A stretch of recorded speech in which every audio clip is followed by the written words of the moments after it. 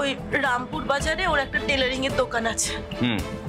তো ওই দোকানটা কেমন চলতো? ভালোই চলতো স্যার, ওর রোজগার পাতির কোনো সমস্যা ছিল না, আমাদের সংসার ভালোই চলতো, কোনো অভাব অনটন ছিল না। আচ্ছা, কারোর কাছে আপনার স্বামীর কোনো ধার দেনা ছিল? ধার দেনা?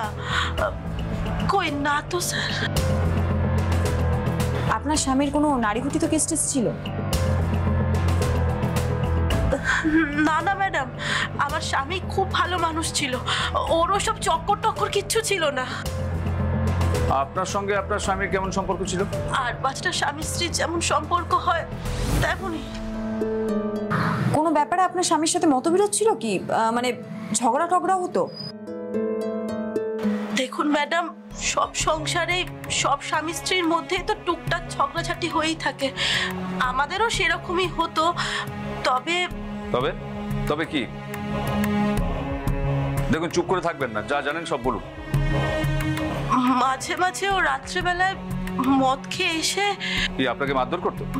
মাঝে মধ্যে ও রাত্রেবেলায়। হ্যাঁ, আমি রোজ মদ খেয়ে বাড়ি ঢুকি। আমি কি তোমার বাপের টাকায় মদ খাই নাকি? হ্যাঁ, নিজের টাকাতেও মদ খাওয়াটা কি ভালো বলো তো? হ্যাঁ, ভালো মন্দ তোমাকে বোঝাতে হবে না। আমি কি করব না করব সেটা আমার ব্যাপার। কি বলছো কি তুমি? হ্যাঁ, আমি তোমার স্ত্রী, আর স্ত্রীদের কর্তব্য স্বামীর ভালো মন্দের দিকে নজর রাখা। এই একদম দায়িত্ব কর্তব্য ফলাতে আসবে না। তুমি বউ হয়েছো বলে কি মাথা কিনে নিয়েছো? শোনো, এই বাড়িতে থাকতে হলে মুখ বুজে চুপ করে এখানে পড়ে থাকবে, তা না হলে পেছনে লাথি মেরে ঘর থেকে বের করে দেবো। বাহ, কপাল করে যেটুকু খেতে পাচ্ছো পড়তে পারছো না, সেটুকুও তোমার কপালে জুটবে না। বাহ বাহ বাবা বাহ, কি মুখের ভাষা তোমার! আচ্ছা, তুমি নাকি সমাজে বলো তুমি একজন ভদ্রলোক, এই তোমার ভদ্রতার নমুনা। আসলে কি জানো তো, তুমি ভদ্রলোক নও, তুমি ভদ্রলোকের মুখোশ পরে একটা আস্ত ছোট লোক। যত বড় মুখ নাই তত বড় কথা।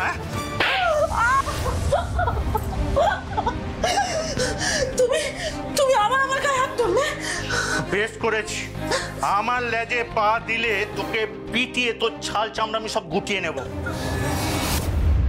বুঝলাম। আচ্ছা তোতা দেবী, আপনার বাড়ির কাউকে তো দেখছি না, কেউ নেই নাকি? সব গেল কোথায়? বাই দ্য ওয়ে, আপনি নিশ্চয়ই তোতা দেবীর শাশুড়ি, তাই না? না না, আমি ওর প্রতিবেশী।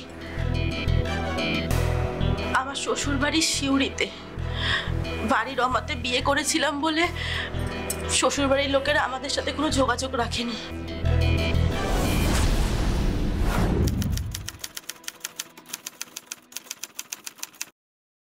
করোনাতে শ্বশুর মারা যাওয়ার পর শাশুড়ি আর আমার ননদ আলাদা হয়ে গেছে। আর আপনার বাপের বাড়ি? বাপের বাড়ি এখানেই, কিন্তু বাপের বাড়িতে কেউ থাকে না, দাদা পরিবার নিয়ে উড়িষ্যায় থাকে, তাই বাড়ি এখন তালা দেওয়াই আছে। আচ্ছা একটা কথা বলুন তো, এই যে আপনার স্বামীকে এভাবে নৃশংসভাবে হত্যা করা হলো, আপনার কি মনে হয় কে খুনটা করতে পারে? মানে আপনার কি কাউকে সন্দেহ হয়? না স্যার, আমার তো কাউকে সন্দেহ হয় না। দেখুন, দায়সারাভাবে বলবেন না, ভেবে চিনতে বলুন। ভেবে চিন্তেই বলছি ম্যাডাম, আমার কাউকে সন্দেহ হয় না। ঠিক আছে, আজ আমরা আসছি। দেখুন, দরকার পড়লে আপনাকে কিন্তু থানায় যেতে হতে পারে। আচ্ছা স্যার। শ্রীজা শোনো। হ্যাঁ স্যার বলুন। দেখো, উনি একটু সামলে উঠে ওনার স্টেটমেন্টটা রেকর্ড করার ব্যবস্থা করুন। Okay sir.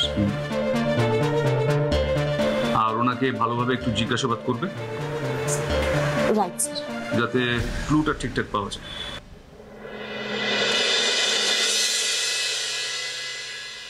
শ্রীজা।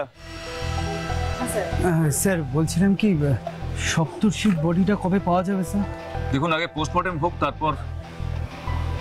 যিনি খুন হয়েছেন মানে সপ্তর্ষি, ওনার কোনো ছেলে মেয়ে নেই? না, ওরা নিঃসন্তান ম্যাডাম। তাহলে সরকারের কাজটা কে করবে?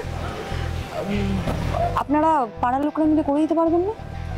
সেসব হয়ে যাবে, কিন্তু আমরা চাই না কোনোভাবে সপ্তর্ষির বউ সপ্তর্ষির ক্রিয়াকর্মটা করুক। কেন আপনারা চান না কেন? না না, চুপ করে থাকবেন না, মানে আপনারা কেন চান না সপ্তর্ষিবাবুর শেষকৃত্যে ওনার স্ত্রী উপস্থিত থাকুক, কারণটা কি? না আসলে ব্যাপারটা হলো যে কি ব্যাপারটা কি বলুন, আমরা তো সেটাই জানতে চাইছি। আসলে সপ্তর্ষি রোজ সকালে রামপুর যেত বাসে করে, ফিরতো অনেকটা রাতে। আর সেই সুযোগে ওরা দুজন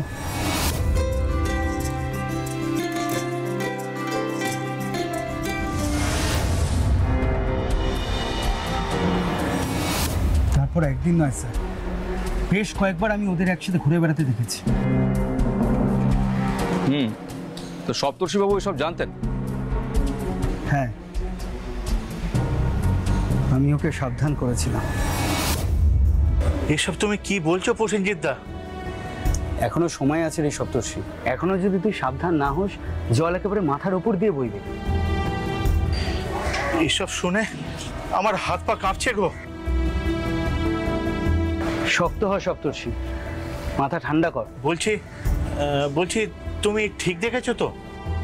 আমার এখনো এতটা বয়স হয়ে যায়নি যে আমার চোখে ছানি পড়বে। আর তুই তো আমার পাড়ার ছেলে, তোকে মিথ্যা কথা বলার কোনো প্রশ্নই উঠছে না। বড় উপকার করলে গো দাদা, খুব উপকার করলে। না না, এরকম একদম বলিস না। তোকে আমি সেই ছোটবেলা থেকে ছোট ভাইয়ের মতো ভালোবাসি, তোর যাতে কোনো অনিষ্ট না হয় তাই তোকে জানালাম। ছেলেটা কে গো?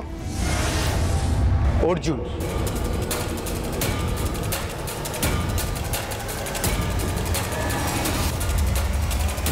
অর্জুন? অর্জুনকে? এই এলাকারই ছেলে স্যার, মাছপাড়ায় ঘর ভাড়া নিয়ে থাকে। যতদূর আমি জানি ওর আসল বাড়ি হলো পুরুলিয়াতে। পুরুলিয়া? তো অর্জুন কাজকর্ম কি করে? সেরকম কিছু একটা করে না, তবে শুনেছি যে ওই বাস স্ট্যান্ডের পাশের ফুটপাতে টেবিল পেতে বসে লটারি বিক্রি করে। আচ্ছা, এই অর্জুনের সাথে কি সপ্তর্ষির কখনো কোনো ঝামেলা হয়েছিল? সেটা আমি বলতে পারবো না ম্যাডাম, আমি জানিও না। আসলে সপ্তর্ষি খুব চাপা স্বভাবের ছেলে ছিল তো, ও নিজের ব্যাপার নিয়ে খুব একটা কাউকে বলতো টলতো না। কিন্তু এটা বুঝতে পেরেছিলাম যে সপ্তর্ষি এই বিষয় নিয়ে ওর বাড়িতে অনেকদিন ধরে অশান্তি চলছে। আপনি কি করে বুঝতে পেরেছিলেন? আসলে একদিন হ্যালো লক্ষ্মীদি, একটা চিনি ছায়া লিখাচ্ছে দাও তো। এই সপ্তর্ষি, সপ্তর্ষি কি খবর রে? হ্যাঁ সপ্তর্ষি। ও তুমি? আমি খেয়াল করিনি। সে ঠিক আছে, আগে বলতো তোর ওইসব দিকে সব ঠিকঠাক আছে তো? তোর দোকান বন্ধ নাকি আছে? হ্যাঁ, আজকে দোকান বন্ধ রেখেছি। দাদা, আমার তো সব শেষ হয়ে গেল গো। কেন, কি হয়েছে তো? যাকে ভালোবেসে একদিন পরিবারের বিরুদ্ধে গিয়ে বিয়ে করে বাড়িতে এনেছিলাম,